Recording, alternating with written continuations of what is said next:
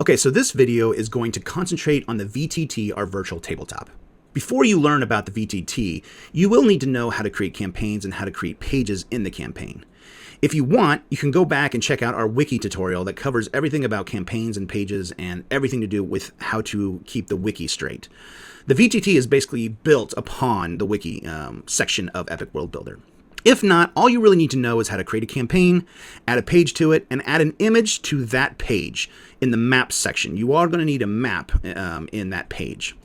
Also, make sure that the page is actually visible to everyone. You don't have to do a lot of the other stuff, but the bare minimum is the map.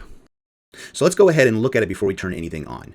As you can see, this map, there is no lines, no grids, really no nothing. So we need to go to the Page Content tab over here and open it. This will open a flyout, and at the top you can see there is a Settings tab at the top of the flyout, and in here we can change the grid that is on the map. So let's go ahead and enter 40 as the column count, and then this tells the page how many squares from left to right. It is going to go ahead and set the column height because these are all squares, so it doesn't really need a height.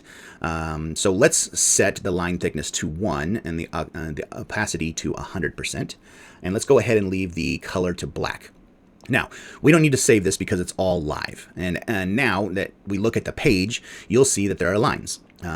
What's nice is that we can change this in real time and you can actually see it in the background. So if you have a map that already has lines, it's easy to match them up because you can just go ahead and put in a couple things and kind of figure it out. Once we have a grid, then we can start bringing out tokens. Tokens can represent a lot of things. They can represent players, a monster, a spell even some items that move, or even a light source. Over on the left, you'll see that we have a flyout tab called VTT Tools.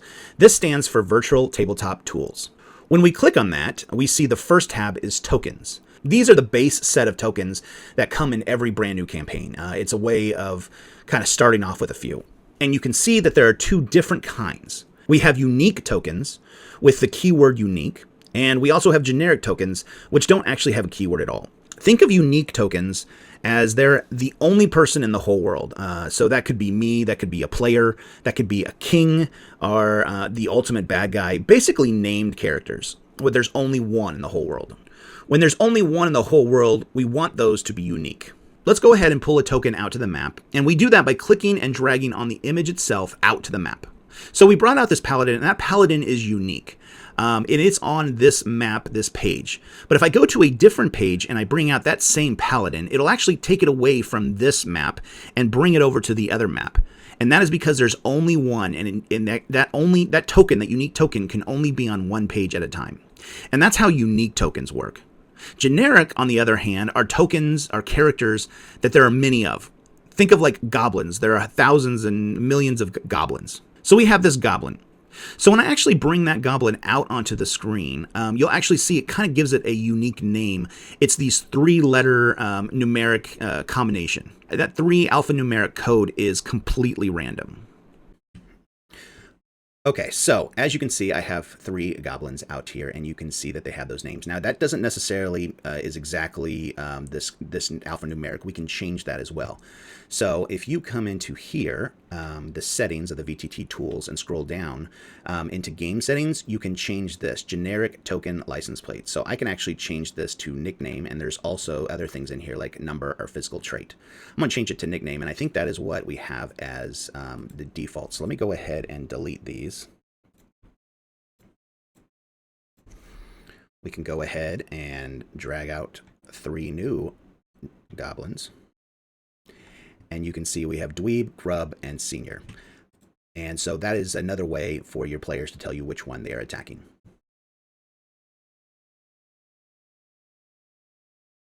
Now let me show you how we're going to want to edit these. There are 2 different ways to edit a character. So I can go here and hit the gear icon. Doing this only is going to change Goblin BGE on this page. It is not going to make a change to the Goblin in the VTT tool flyout. When the token is generic, the token on the left is more like a template for every new token you drag out. Let me delete these real quick. And you can do that by just selecting and hitting the delete button. There's obviously other ways of doing this as well. You can also go in here and hit delete. Now, let's go back into the Goblin template and change some of the stats for all new goblins. So here's where we can change the title of these tokens. Let's say it's not really goblin with an I, it's going to be goblin with an E, even though that's wrong. Here is where you can add or change the image. Here's where you can change between unique and generic. Right now, we're just going to leave this as generic. Here we have status bars. I'm going to actually create a status bar here. I'm going to go ahead and leave it at 10 out of 10. And if we save and then we bring out a new goblin, you'll see that we have a health bar right here. I'm going to go ahead and delete that. Now let's go back over here. Let's change the status bar from basic to advanced. Now we are not limited to a number of status bars. We can add as many or as little as we want. I'm not going to. In fact, I'm going to go ahead and clean this up and take it back to 2.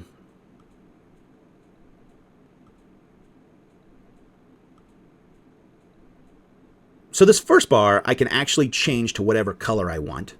We can change the color of the text even to be yellow if we want it to be, but I'm going to actually leave it white for right now. This eye icon turns on and off the visibility of the status bar to the player. So I'm actually going to change the second bar to AC, and I'm going to say I don't want the player to actually see the AC bar. So the player style for the second AC bar, we don't really care about it because the player's not really seeing it. But for the GM style, we want to set this as a number because AC is really a number. It's not really a percentage or something of something. So I'm going to go ahead and put 13 on both sides of this field. Now, back to the hit points. I like my players to see the health bar without the exact numbers. My GM style is when they are attacking something, I believe they shouldn't be able to see, if it's wounded or if it's hurt, and without any kind of status bar at all. If it's just they're alive or dead, I don't really like that. So I like them to see that, okay, they're at a quarter of a health or half a health. They really don't know how many hit points they have, but they have a rough estimate of, how many they have. So I set this to blank. This will show them a bar, but not the numbers. So let's go ahead and set, it to 13 out of 25. Now when I bring in a goblin, this is their starting stats. It really should be 25 out of 25 because goblins should start out at full health. For the AC bar, you as the GM will be able to see it, but they won't even see the blue bar at all. Then of course they will see the HP bar, but not the numbers. Now, if you change the goblin here on the map, and I'm going to say, okay, well, let's do 74 out of 75. If I save that, you'll see that the creature is now 74 out of 75 with an AC of 13. But if I bring out a new goblin, you'll see it's still 13 out of 25. That's because I changed this here rather than over there. Let's change this to 25 out of 25. So now every time we bring out a goblin, it's going to automatically have everything set up for me. Let's go ahead and go back into goblins and see what else we have. So auras are to see what the area of effect can be.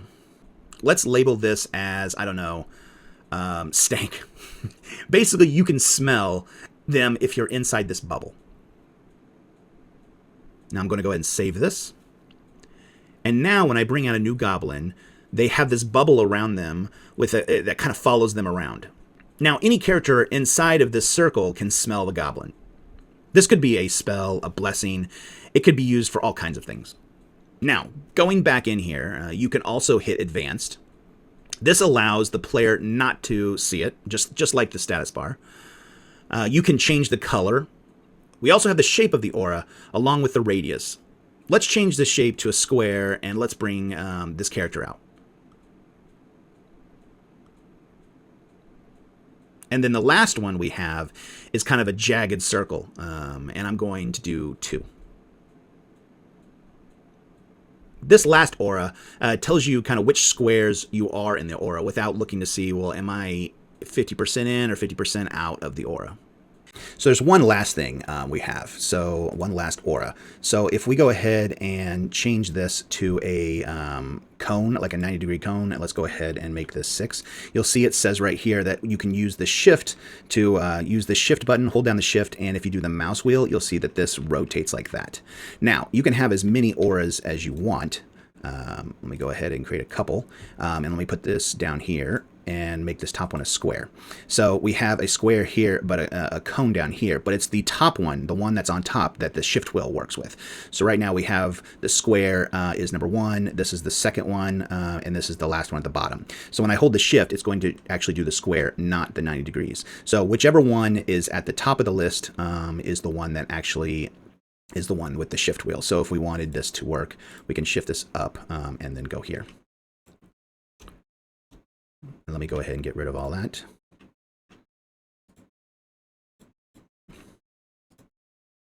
Next thing we have is physical size. Physical size is how big the token is compared to the tiles. So let's set the wagon token to 2 by 2. We're going to get into initiative rolls and line of sight later. Let's drag out the wagon now and see that it will be a 2 by 2 square.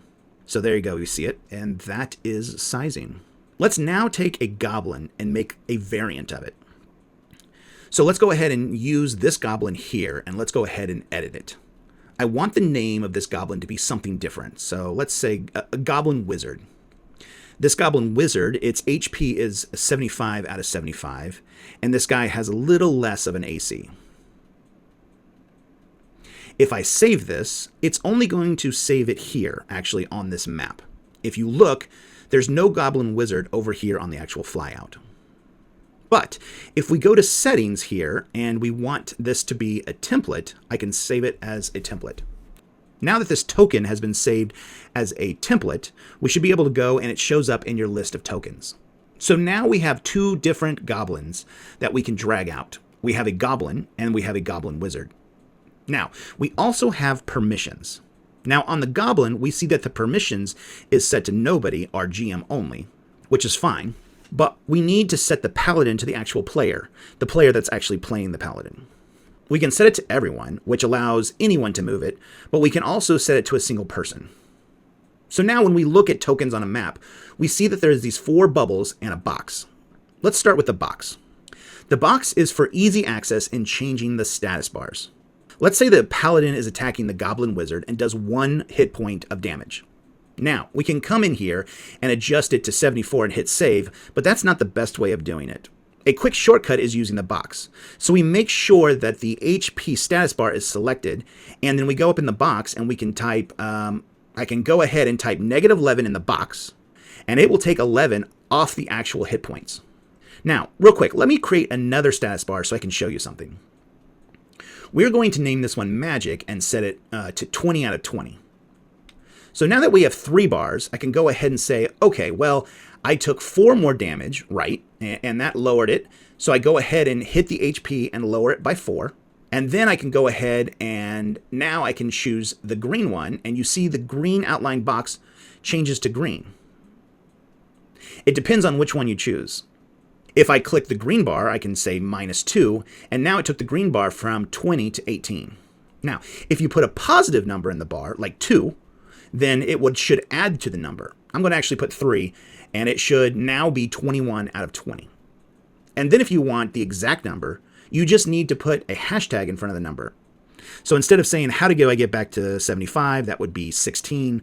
But if I just wanted to say, okay, I want it to be 74, I could do hashtag 74, and it will change it exactly to 74. So that is what the box is used for. So obviously the settings bubble will get you to the settings section. We've used that a couple of times. Now this eye is for the DM only, and I can hit it and it'll basically make the token invisible to the actual players. I've used this eye a lot. You could set up a bunch of tokens and NPCs and monsters, and then you can actually unclick them when you actually want to use them. So if you have a gigantic map, you can go ahead and set up all your monsters ahead of time. Or I've actually had gameplay where I had an earth elemental disappear into the ground, and then I can still see it and actually move it on its turn without the other players seeing it because they don't really know where the earth elemental is. Next, we have this palette bubble. These are for conditions. These are used to track a lot of different conditions, like someone is hungry or someone can't see or they're restrained. You can add as many of these as you want. I'm going to go ahead and take these off. These conditions that are down at the bottom are bigger ones, and they actually show up in the actual initiative. So if you have a token that is dead, you can use this condition, and it will show players that they are no longer alive, or like a blue circle for, whatever you want to use it for. Now the last bubble This is one of my favorite things in the VTT. So when we talked about wiki pages in the last video, we had these pins that you could actually click on. Now, before you click on the thing to take you to the actual page itself, you can actually see a pin preview, and it basically shows all the text from that last page. This link bubble actually takes advantage of that. Let's see, do we have a monster? Okay, yes. So we have a monster here called Nightmare. Now I'm going to go back to our encounter.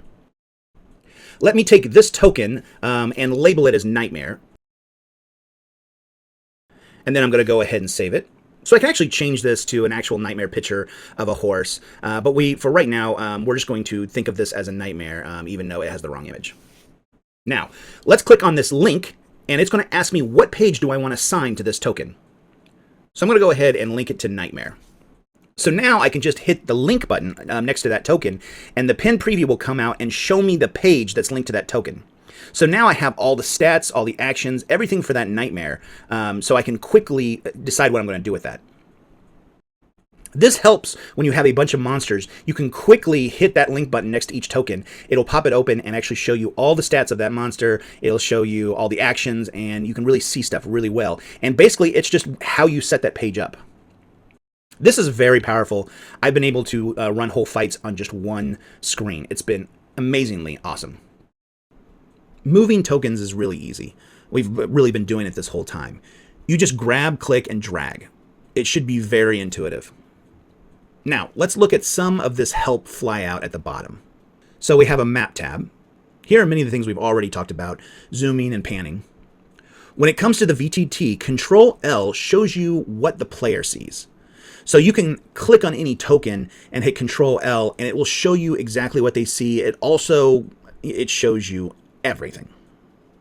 We will talk about this more later, but it shows you what the player sees. That could be lighting. It also could be controls as well. We see Control C for copying and Control V for pasting. When it comes to deleting tokens is easy as just the delete button. We actually have pop. Pop is where you actually want to pop a picture up for everyone to see.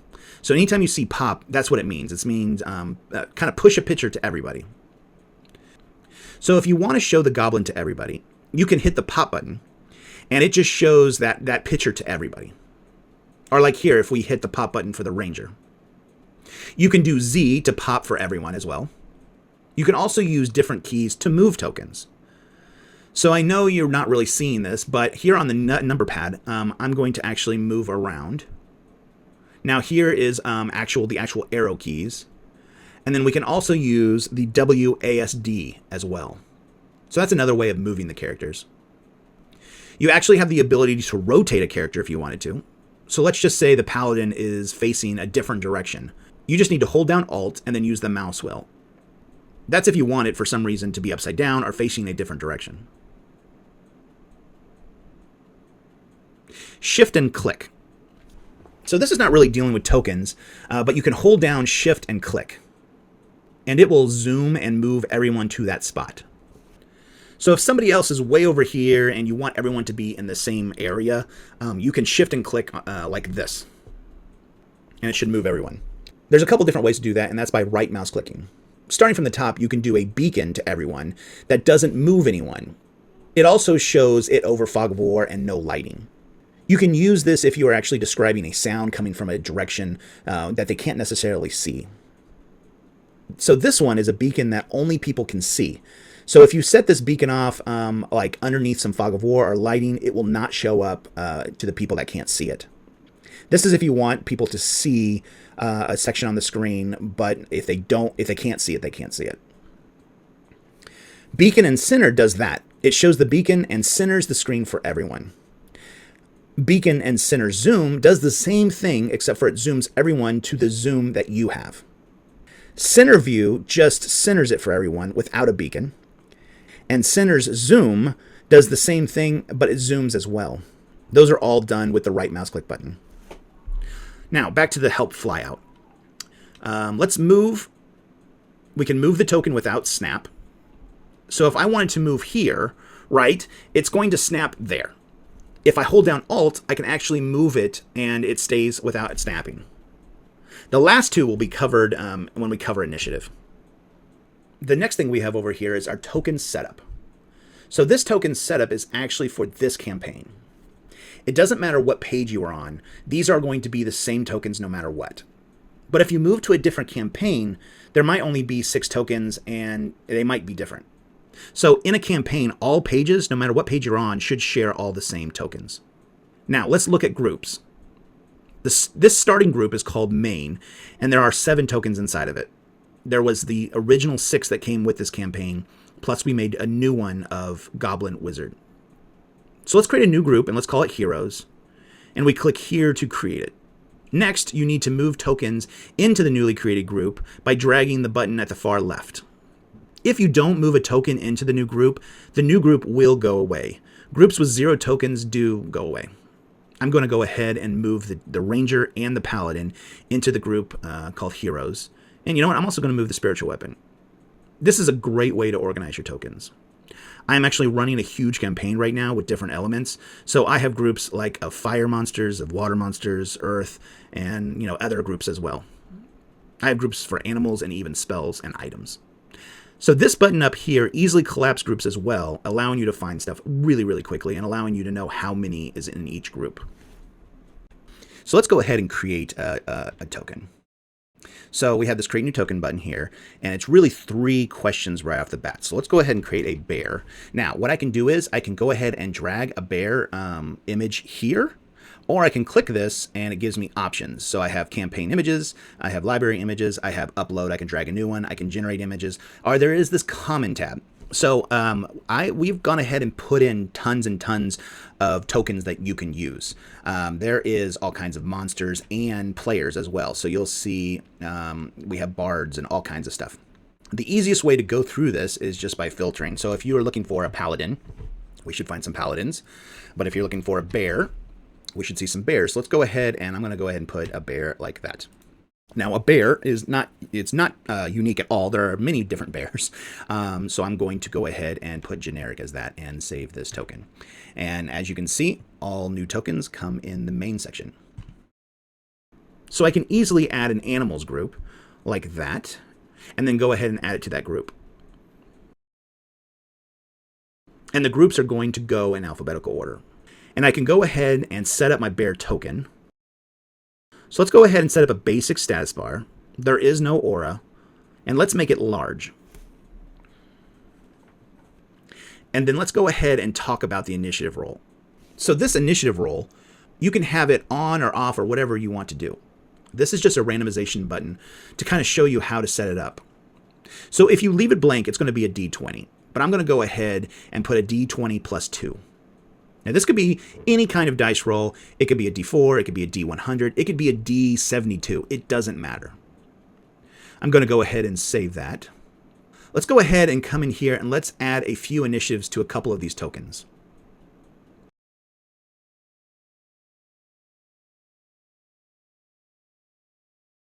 Now, I'm going to go ahead and zoom out. I'm going to go ahead and put my paladin down here.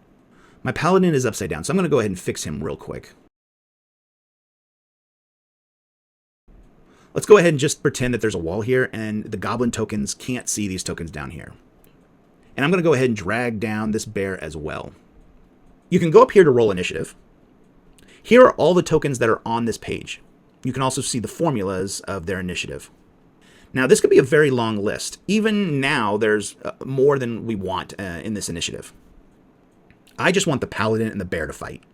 Let's pretend that they're the only 2 are fighting. Now I can go through the list and find the bear and the paladin and check those boxes, but it might be hard and the list might be long and you don't have time as a DM. That is where this near me button comes in handy. You just need to find one token, let's say the paladin or the bear. I'm going to click on the near me button on the paladin row, and that's going to take all the tokens and order them from distance from the paladin. So we could have 100 tokens here, but it's going to show all the tokens that are very close to the paladin. So the paladin is first, and then the bear is next, and then you see the nightmare, and then all the other goblins. I've had gigantic maps with hundreds of tokens that were invisible and everything set up. This near me saved me tons of time hunting and finding tokens for the initiative roll. The idea is to be very, very quick. So I'm actually going to roll the initiative for these 2. It's going to go ahead and roll that stuff just randomly, quickly. So now that you have the initiative timeline, where we are currently is being marked with green, we see that the Paladin got an initiative of 18 and the Bear got 7. And you can see which round we're on. So you can use the next and back buttons to actually walk us through that initiative. So we have Paladin, and then we have the Bear, then we have the Paladin and the Bear, the Paladin and the Bear, and you can see that we are on round 4. Now we can easily go back to where we were at the beginning. Now, my players love to roll their own initiative. And also, you can hide the initiative tracker by clicking this little button here real quick. Now, it just hides it. It doesn't delete anything, but it just hides it and shows it. So I can actually go back into the roll initiative, and we have a lot more options than what we did before. I can reorder and cancel the initiative. Now, it auto-rolled the Paladin and the Bear. The Paladin got 18, the Bear got 7. So the 7 is good because I'm not going to re-roll it. I'm a DM, but the Paladin is actually at my table. We have a TV on our table, and he actually rolled a 5. Now I'm going to go in and change his initiative to 5. Now, just saving that doesn't do it completely. You're going to have to actually hit the order descending and then save to get the order correctly. But now, as you can see, the Bear goes first, and then we have the Paladin. Now, let's say we have a couple of rounds in, and all of a sudden a goblin shows up out of nowhere. I had something like this happen the other night where someone pulled a lever they shouldn't have pulled, and all of a sudden a new monster showed up in the middle of the fight. So that goblin that just came in is not in the initiative order. To insert him in, you actually need to click on the token. Let's go ahead and right mouse click it, and you can hit Join Encounter. Now, immediately that goblin is a part of our initiative. It rolls the initiative and goes through it. Now, that's a way of adding someone relatively quickly, and then obviously you can come back in and reroll their initiative if you wanted to as well. So that is our initiative tracker, and I like it a lot. Now, you can also toggle initiative and toggle initiative hold. So if someone wanted to hold their initiative, you can use these toggles as well, and then you can just continue to go through. So that's how our initiative tracker works. There is a lot of flexibility. Okay, before we go into more VTT tools, tabs like maps and other stuff, let's go ahead and talk about these set of tools here. So the first option is pan map, and basically this is the default. This is where we would just basically set up to just pan the map. Now, we already know about add a pin and move a pin. We talked about that in the wiki video, but let's go ahead and start with these down here. Edit fog. It allows you to add and edit to fog of war. Now, as the DM, I can actually see through this. But if I come over here and hit Control L, I can see from what the Paladin's point of view is, or from what the Bear's point of view. Fog of war doesn't allow you to see anything. Now, when it comes to adding and deleting a fog of war, this is how it works. So if I'm outside of the fog of war, it immediately just allows me to add with a drag and drop. If I'm coming from the opposite direction, from the inside, it'll allow me to delete. There's not really any toggle or anything like that. Now, there are times where you're going to want to do something opposite of that, and that's when we actually have to use some controls. Now, if you want to add more fog of war no matter where you are, you can hold down the control button, and it will add more. If you want to delete more fog of war no matter where you are, you can hold the Alt button, and it will just delete no matter where you are. And that is fog of war in a nutshell. Next in the list, we have walls. So let's just say this map has a little house here. So when I edit walls, anywhere I click, I can just start adding walls. Now it's actually going to create walls, and I can hit escape to get out of it. Let's see, underneath game help, we have here edit walls. So we can turn snap off. We can snap to corners and centers. We can shift snaps to a 45-degree angle. Control Z actually undoes wall edit, and you can actually redo it as well. So here are some sections when it comes to walls. But if I'm doing basic walls, I can do it really quick. It just snaps to corners. Once you're done, you just hit escape and it stops your walls. So here's a good house, right? So I can go ahead and right mouse click, and I can enter a junction right here. Let's go ahead and make this a door. So now this is my house. Let's go ahead and move my Paladin over here. Now, as you can tell, walls are in this dark blue color, and doors are in this red color. Clicking on the door allows it to open. Now, players can't go through doors that are closed, and they cannot go through walls. So that's the importance of opening and closing doors. Now that we have walls, let's go ahead and get to the lighting stuff. Now, before we get into lighting, I'm going to actually delete a bunch of these things first. So all we have is this Paladin, and we can see there's nothing in initiative order. So I'm going to go ahead and get rid of that. So inside of here, when we go to settings, we can actually start using line of sight to limit vision. So if I click on that, now when we zoom out, we see that lighting is turned on. Now, if I go ahead and hit Control L, I can actually see the paladin's point of view. Now, because I'm the DM, I get to see a lot more. In the token edit screen, let's go ahead and go down to the line of sight vision section. So this first section is how many grids that this token can see in the dark. And then this section is how many grid squares does this token produce or emit light. So let's go ahead and set this to 5 and 0, and let's say 5 and then 0. So because of those settings, you can see it's a tight ring. So if I come in here and I hit Control L, I can see this is what he can see in the dark. Because I have ambient light mode set to no ambient light, this means that this map is pitch black at night. And so because it's pitch black at night, if this person doesn't have dark vision, and we set his dark vision to 0, hold on, we need to set his light source to 0 as well. When I save, this token can't see the hand in front of his face. So the next thing I want to do is set how much they can see in the dark. Maybe they can only see 2 squares in the dark. So if we Control L again, you'll see this is what they can see. Then we have a little bit of additional light. So let's say they can see 1 extra square beyond that with poor vision. So now they can see a little bit further with some additional poor dark vision. Let's go ahead and raise that a bit more. Let's say 3 and save. You can see that they can see a little bit further. But you can now see that they cannot see into this place. But if I open the door, now they can see in here as well. And here's what it looks like when they move. If I go back to Edit Walls and I want to continue building walls, I can right mouse any wall and click Continue. And let's say I don't want to build a wall that ends in a grid point. We can hold down Alt, which allows me to create a wall anywhere, where holding down the Control button will actually allow me to do half grid steps. Going back to holding the Alt button, this allows me to do anything. So if you were mapping a kind of a circle or like a path or like a cave, using the Alt button is the easiest way to do this. Now, because the paladin is inside this house now, they cannot see outside. When you're in edit wall mode, you can easily do things like make a door, delete a wall, or even inserting a junction. Now, I'm going to make this a door. Also, you do not have to be in wall editing mode to actually open and close doors. You can do that in the pan or no tool mode. Let's start by putting the paladin in the back of this room. And now let's hit Control L to see what he can see. They cannot see into the other room because that is as far as they can see in the dark. But if there was a lantern in the other room, they should be able to see in there. So let's go ahead and edit lights. I can go ahead and click this, and I can do the brightness here. So now if we do Control L, we can see that the paladin can see the candle in the other room. They might not be able to see what's between them and the light source, but they can see the candle in the other room. Here in the token edit, this is the emit lighting section. This means, well, I only have one player there, but if another player was emitting light, let's go ahead and actually do that. Let's bring out the ranger. From the paladin's point of view, let's hit Control L. The paladin can see everything in the next room because now the ranger has a torch and it lit up the whole room. We can also select the ranger and hit Control L and see it from the ranger's point of view. That emitting light section is for when the token has a light source. Remember, tokens can be a lot of things. A token can be a campfire, it can be a torch, it can be a sword on fire, it can actually be a spell.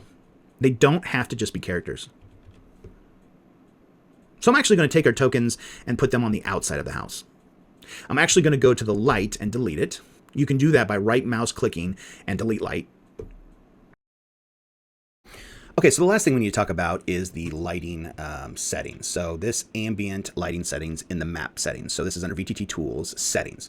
And we have 4 different sections with a slider. So full visible is made for like maps. Think about you want everyone to see everything on the screen. It doesn't matter what happens, and this is what it's default to. It means advanced lighting off, so you can use this for maps. Basically, every person can see everything. It doesn't even matter if there's walls, and that's where we can, this little icon of seeing through walls. So when we want to start turning stuff on, none is everything. There is no ambient lighting. There's no outside lighting. So this is everything with, this is like torches, characters with lights, and you can't see through walls. So as you can tell, in this mode, a torch works, and you can't see through walls. The next part is outdoors. So this is a good section of outdoors. So So if you look at this, this is a house. Well, you should be able to see everything outside because there is an ambient source called either the sun or the moon or the stars. So when I click outdoors, and I look at it from a point of view of the paladin, it's still black. But when we come in here, we can change this from stars to moon. So now if you look, we see the torch and we can't see through the walls as well. If we can go ahead and go all the way up to full sun. So if we click here, we can see it from what the paladin sees, or we can see it from what the ranger sees. So lighting doesn't really matter unless you're inside. So when we open this and we walk through, when we go into this room, all of a sudden now lighting matters. See, you can see outside because of the sun, but you can't see in this corner because of the amount of torches you have. The next section is, and you can see day and night, torches matter, and you can't see through walls. Everywhere, even indoors. So what this means is this is all line of sight, but really lighting doesn't matter. So it doesn't matter if you have a torch or anything else. Basically just walls matter. And that goes through all of that. And see, there is lighting even inside. So there is the lighting, different lighting sections. So now what's important when it comes to indoors and outdoors, and how does it recognize what's indoors and outdoors? So it has to be a complete kind of closed system. So this is indoors because it has an indoors. Now, if I took, let's go to edit walls, and I'm going to go ahead and enter a junction and delete this. Let's go back and make outdoors. Okay. So now, get rid of that. So I'm going to open this door as well. I'm going to open both these doors. So when walking around, see how this is now considered indoors and this is not considered indoors? It's because of this open section right here. As soon as we go ahead and close it, now this should be considered indoors. Now, a couple things when it comes to doors, that's why we have doors, so we can go through it. The other thing we can create here, I'm going to go ahead, go here, edit walls. Let's go ahead and add a junction. Right here, I can add windows. Now, what is the difference between a window and a door? So a window, you can always see through. A door, you can't see through, whether it's open or not. So that's an open window, a closed window. As you can tell, you can see through it no matter if it's open or closed. But when it comes to a door, you can't see through it open and closed. So opening a window allows you to see through it, and then closing a door, they're not allowed to go through. So whether it's a window or a door, if it's closed, that person can't go through it. But the reason we have windows and doors is because we need a complete enclosed system to make sure that this is indoors. When looking at the rest of these, we have free draw. So free draw allows you to just draw on the map in all of these colors. Erase a color, so it's only going to erase the green. It's only going to erase whatever color you've selected. Erase is going to erase both colors. So if I have that, it's going to erase all colors. And then if I go ahead and have a bunch of stuff out here, I can just click clear and it will clear it as well. So that is free draw. Highlight is just basically selecting a couple of things, a couple of squares, and it works the exact same way. The last couple of things we have is measurement. So if you want to get a measurement between 2 points, this is the tool to do it with. For example, this says 8 squares long. This is a very cool little measuring tool, and it will actually go away eventually. Then the last thing is the pointer. So if you're the GM and you want everyone to look at something, this pointer is a great tool to use. This pointer actually follows around your personal computer pointer, and it will show up on everyone's screen. So if you really want to point something without using the beacon, this pointer will do just great. And that is really the last 2 things on the drop-down tools. So the other thing, so you can go do the pointer, but you don't have to do the pointer. You can hold down just the letter P in pan mode, and it will do the pointer as well. So if you want the pointer to be constant, you can pull down the drop down, but you can also just hold P as well. And that you can get to, and it should tell you right here, P plus hold. Let's head over to the VTT Tools flyout and actually talk about maps. These are all actual pages in this campaign, even though they say maps. So pages here that have images like Grommet page, you can pop the image. Remember that pop button pops up the image for all players. And it pops as the image, not the map. There's 2 different images. If you remember back when on the wiki actual video, there are 2 images, and it actually pops the image. You can also redirect all players by clicking on the page and doing a couple of things. We can hit the send link button and it will send them a link to the page in the game chat. Or we can click the immediately button and it will redirect them to the page immediately, no matter where they are. So when you hit that immediately button, it will redirect all players to that page. And then you can zoom in on the place you want and use the zoom in center, and it will actually zoom and center everybody to that point. So this is a good way of getting everyone looking at the same thing. Now for the Stormwatch page, let's say it's for GMs only, right? And now let's go to the world map. Now if I want people to go to the Stormwatch page, you really can't redirect them there. This is because the page is only for GMs. You can see that it's in red, which almost everywhere else means that that page is only for GMs, and you can't really redirect the players to a GM-only page. So you need to, before you redirect them, you need to actually go into that page and change the visibility to everyone, and then you can actually go and redirect them to that page. That's a little hint that can kind of trip people up. Okay, the last thing we want to talk about is the game chat. So down here in the lower right corner, once you have more than one player, I have another player that I just had join this campaign. So let's go ahead and go down there.